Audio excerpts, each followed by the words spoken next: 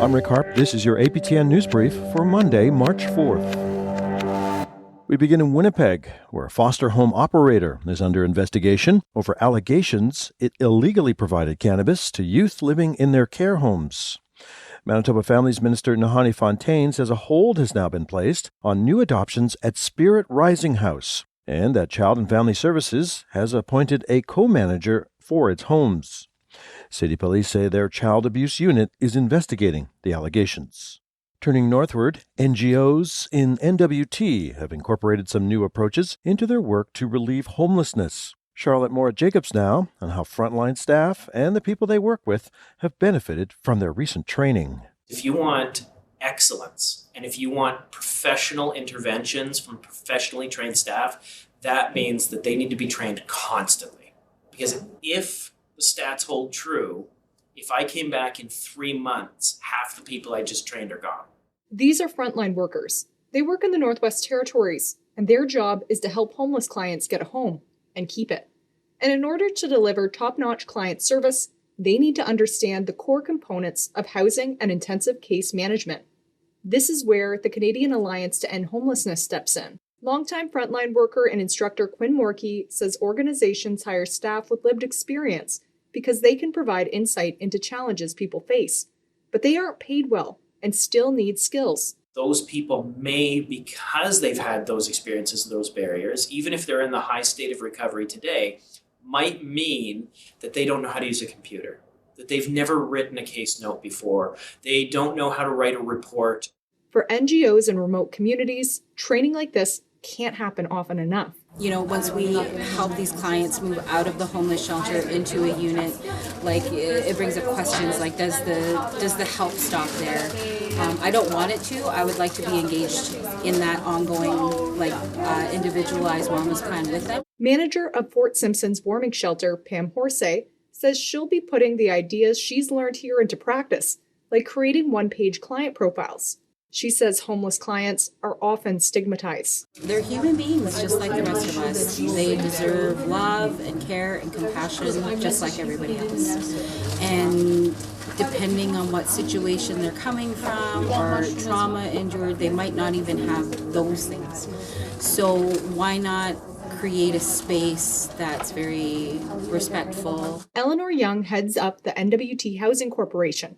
She says it isn't overcrowding that leads to evictions in public housing. A lot of it has to do with addictions and illegal activities and individuals being forced to, or I don't even know the right word to put it, but having people get into their homes that they then can't get rid of, sometimes out of fear and safety. You know, there's a lot of noise and a lot of complaints like that. The Legislative Assembly voted unanimously to join the federal government in making housing a fundamental human right.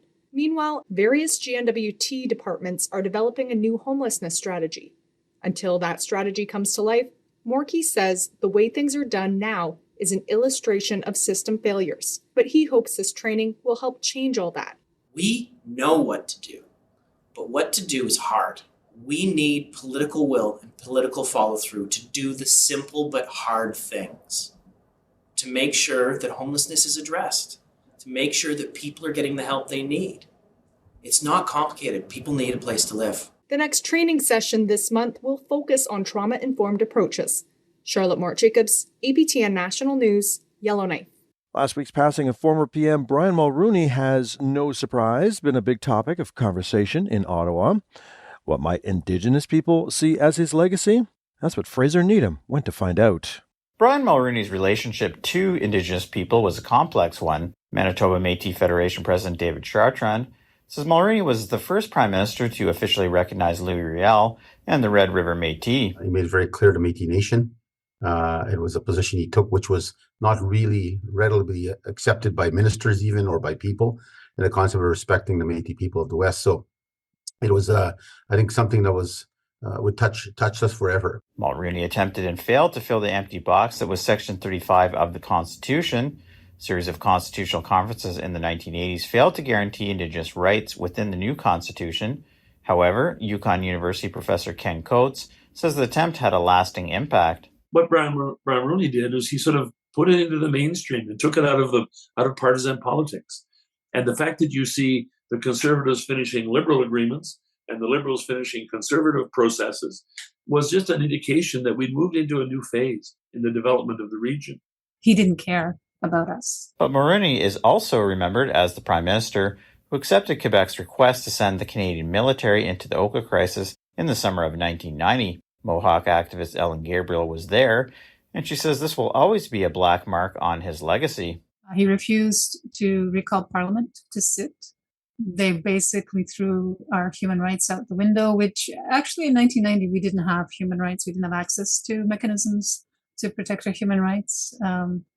We still have the Indian Act that has been there for a while, but Mr. Mulroney was really, I guess, just holding the line of settler colonialism that we're used to.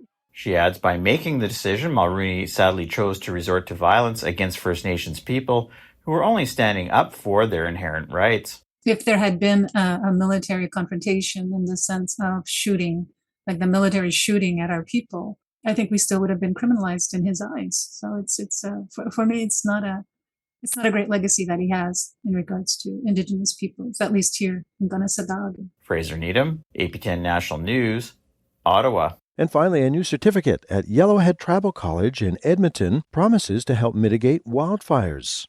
And as Chris Stewart reports, their one-year environmental monitoring and drone technician certificate draws on the latest in tech. We wanted to become involved in detecting these hotspots. The Environmental Monitoring and Drone Technician Certificate offered is now in the middle of its first year. The course will help prepare students for a career in environmental sciences and use drones to detect hotspots early so firefighters can act fast to stop a fire in its tracks.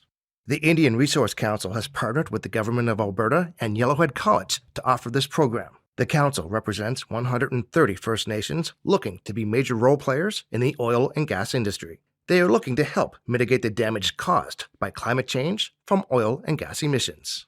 Winona Lafreniere is a director. She says Indigenous youth can find work and help protect the environment. They're in a perfect position to sustain their communities through this training, because now we're adopting advanced technologies like the drone to do some of that work, phase 1 and 2 environmental assessments, surveying, aerial mapping, photography. So there's a lot of, the drone sector is $47 billion strong right now. Jocelyn Verreau heads up the college's Science and Technology Department. She says the school listens to elders to help prepare their classes. This course is free for Indigenous students. She says with climate change, early detection of fire hotspots is key. If you could stop a fire, regenerate an area, create, because fire is a natural pattern of disaster. It's something that naturally happens. But with the changes in the climate, it's been accelerated. Darcy Hunt is an instructor. He says the program isn't easy, but earning the certification has many benefits. The big one, graduates can help keep their traditional lands safe from fires. And in order to do that, you need to get certifications such as grid testing certification, SFOCs, so that's special flight operators certificates, and a few more other requirements. So we're in line to join this fight against the wildfires. The next course begins March 18th. Chris Stewart, APTN National News, Edmonton. And that's your APTN News Brief for Monday, March 4th. I'm Rick Harp.